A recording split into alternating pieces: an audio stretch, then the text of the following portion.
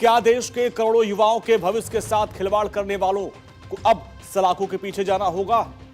क्या देश की सबसे बड़ी परीक्षाओं में सेंध लगाने वाले पेपर माफियाओं का अब अंत तय है? आज संसद में देश के युवाओं के भविष्य से जुड़े सबसे बड़े कानून यानी anti paper leak bill Rajya Sabha के पटल पर रखा गया। लेकिन अफसोस की बात देखिए, जिस गंभीर मुद्दे पर देश के लाखों छात्र और उनके माता पिता एक कड़े कानून का इंतजार कर रहे थे, उस पर संसद में गंभीर चर्चा के बजाय तीखी सियासत, जोरदार हंगामा और पुरानी बहसों का जहर घोला गया।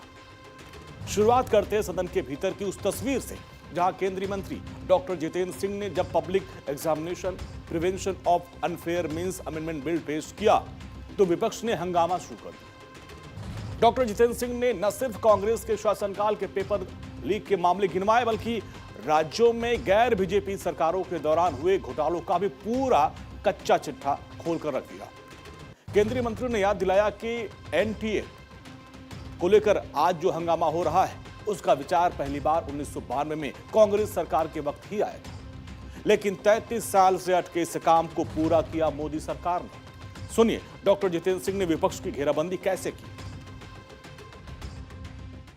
Some of the infamous paper leaks extensively reported in the media and talked about include the 2009 Railway Recruitment Board, 2011 All India Engineering Entrance Examination, 2012 AIIMS Delhi Entrance Leak, 2013 Maharashtra Higher Secondary Certificate Leak,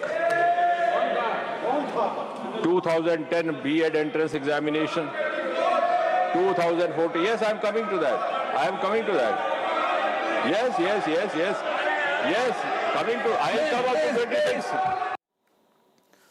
Rajya Sabha में paper leak से जुड़ा संशोधन bill पेश करते हुए केंद्रीय मंत्री जितेंद्र सिंह ने कहा कि विपक्ष की प्रतिक्रिया से साफ है कि 2024 के कानून और मौजूदा संशोधन की जरूरत को स्वीकार कर रहा है।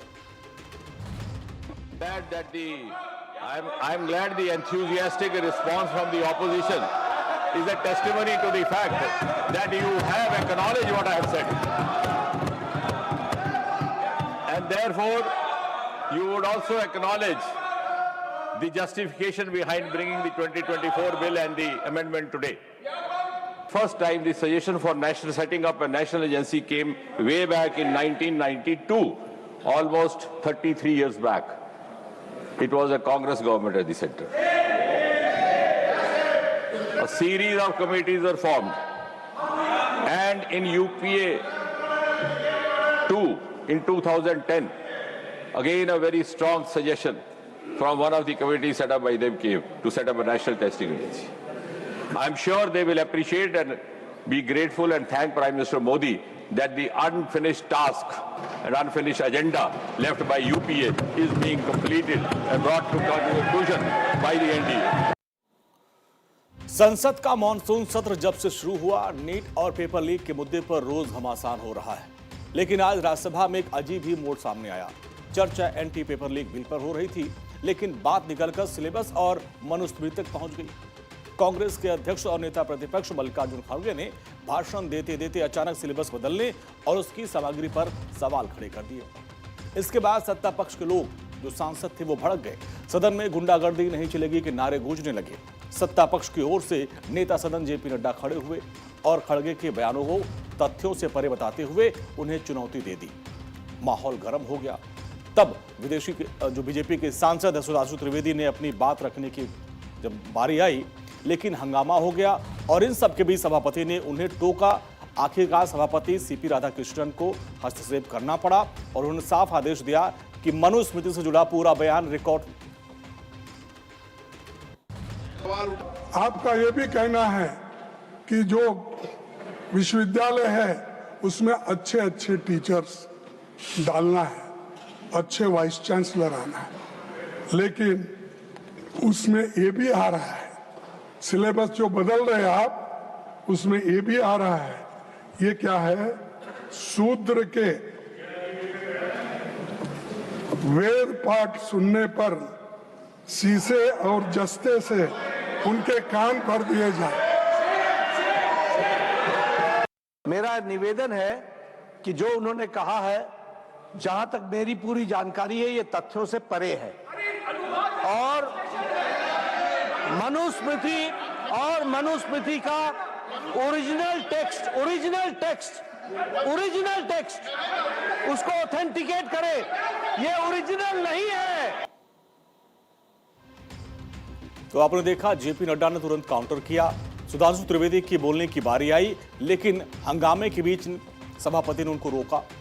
आखिरकार सीपी राधाकृष्णन ने हस्तक्षेप किया और स्पष्ट आदेश दिया कि मनुस्मृति से जुड़ा पूरा बयान रिकॉर्ड से हटा दिया जाएगा। जयराम रमेश जी बहुत विद्वान व्यक्ति हैं, मैं उन्हें बताना चाहता हूं सर, विलियम जोन्स जो कलकत्ता हाई कोर्ट के जज थे, 1790 में उन्होंने मनुस्मृति का ट्रांसलेशन किया। उन्होंने सर एक बार से पूरी बात चले जाता हूं सर, 3 बुक्स का ट्रांसलेशन किया, शाकुंतलम और मनुस्मृति दोनों अवेलेबल है और ये अवेलेबल नहीं है। और सर मैं कहना चाहता हूं, बाबा साहब अम्बेडकर की किताब who were Shudras, chapter number 1, page number 1, paragraph number 3, उन्होंने लिखा है there is no connection of modern day schedule caste with the Vedic Shudras. हालांकि गंभीर बहस और हंगामे के बीच आज राज्यसभा में कुछ हल्के पुल्के पल भी देखने को मिले। जब खड़गे बोल रहे थे तो समय की पाबंदी को लेकर सभापति और उनके बीच एक दिलचस्प संवाद हुआ। क्योंकि I can give you more time also, but you don't like late night speeches. So that's why I want to curtail it. Sir, लेकिन ठहाकों के तुरंत बाद खड़गे फिर से हमलावर हो गए। उन्होंने कड़े शब्दों में कहा कि इस बिल से कुछ नहीं होने वाला, न कुछ बदलेगा। खड़गे का तर्क था कि कानून से कोई फर्क नहीं पड़ता, पेपर चुराने वाले बचते रहेंगे, मासूम छात्र सड़कों पर पिटते रहेंगे। आपको बता दें कि लोकसभा में बुधवार को करीब 7 घंटे की लंबी बहस के बाद यह बिल पहले ही पास हो चुका है। दरअसल चर्चा शुरू होने से ठीक पहले प्रक्रियाओं को लेकर भी क्रेडिट वॉर शुरू हो गया। कांग्रेस के चीफ व्हिप जयराम रमेश ने मांग रखी कि नेता प्रतिपक्ष को बोलने के लिए संवैधानिक पद के नाते स्पेशल टाइम दिया जाए और उसमें भी इसको कांग्रेस के कोटे से न दिया जाए, इसके लिए अलग से समय दिया जाए। इस पर संसदीय कार्य मंत्री किरेन रिजिजू ने नियम समझाते हुए साफ कहा कि नेता सदन हो या फिर नेता प्रतिपक्ष हो, जब वो अपनी पार्टी का पक्ष रखते हैं तो समय पार्टी के कोटे से ही दिया जाएगा। इसके बाद खड़गे का भाषण शुरू हो सका। जेडीयू के सांसद संजय झा ने कहा कि खड़गे कह रहे थे कि संजीव मुखिया का उस पर इतने मुकदमे हैं कि वो बाहर नहीं आ पाएगा, वो बक्सर सेंट्रल जेल में बंद है, बाहर नहीं आ पाएगा, इसी केस में वो छूट गया लेकिन नहीं निकल पाएगा। छात्रों की बात सही थी, भावनाएं सही थी, लेकिन यह भी जांच होनी चाहिए कि कौन लोग इस आंदोलन में घुस आए थे। खड़गे जी बोल रहे थे संजीव मुखिया के बारे में। अरे भाई साहब, वो जेल में बंद है, बक्सर के सेंट्रल जेल में, इसी सब मुकदमा के अंदर बंद है, उसमें छूट गया। लेकिन इतने सारे मुकदमे उस पर हैं कि निकलने की उसकी कोई संभावना नहीं है। बिल्कुल जेल के अंदर बंद है संजीव मुखिया, जिसको लेकर कह रहे सीबीआई ने छोड़ दिया उसको। और मैं देखा कि 23 दुबई बेस्ड बिजनेसमैन 23 लोगों को वहां से टिकट दे करके इस आंदोलन में भेजे थे। उनका क्या नीटनेस से लेना देना था? ऐसे कौन लोग इस आंदोलन में ये गृहमंत्री की जांच करना चाहिए। वही समाजवादी पार्टी के सांसद प्रोफेसर रामगोपाल यादव ने कहा कि मेरा मानना है कि दंड बढ़ाने से कभी अपराध कम नहीं होता। ऐसा होता तो मृत्युदंड के प्रावधान वाले मामलों में अपराध नहीं होते। पहले पीएमटी राज्यों में हाथ में था, अब इतनी बड़ी गलती नहीं होती थी। इसके पेपर को लीक से रोकना बहुत ही मुश्किल होगी। पहले की तरह राज्यों को परीक्षा का अधिकार दे दिया जाए। मेरा ये मानना है कि दंड बढ़ाने से कभी अपराध कम नहीं हो पाता है। अगर दंड बढ़ाने से अपराध कम होता तो ऐसे ऐसे दंड की व्यवस्था है जिसमें मृत्युदंड है लेकिन अपराध कभी कम नहीं हो रहे। ये एक ऐसा सिस्टम है जिसमें बेसिकली गलती हमारी सरकारों से हुई है। तो एक तरफ जहां राज्यसभा में एंटी पेपर लीक बिल पर देर शाम तक दांवपेच चलते रहे, दूसरी तरफ वंदे मातरम बिल राज्यसभा के बाद लोकसभा में भी पारित हो गया। भारी हंगामे के चलते लोकसभा अध्यक्ष ने सदन की कार्यवाही दिन भर के लिए स्थगित कर दी। अब बड़ा सवाल यह है कि क्या देश के नेता युवाओं के दर्द पर राजनीति से ऊपर उठकर कभी एक सुर में कड़े कानून का समर्थन कर पाएंगे।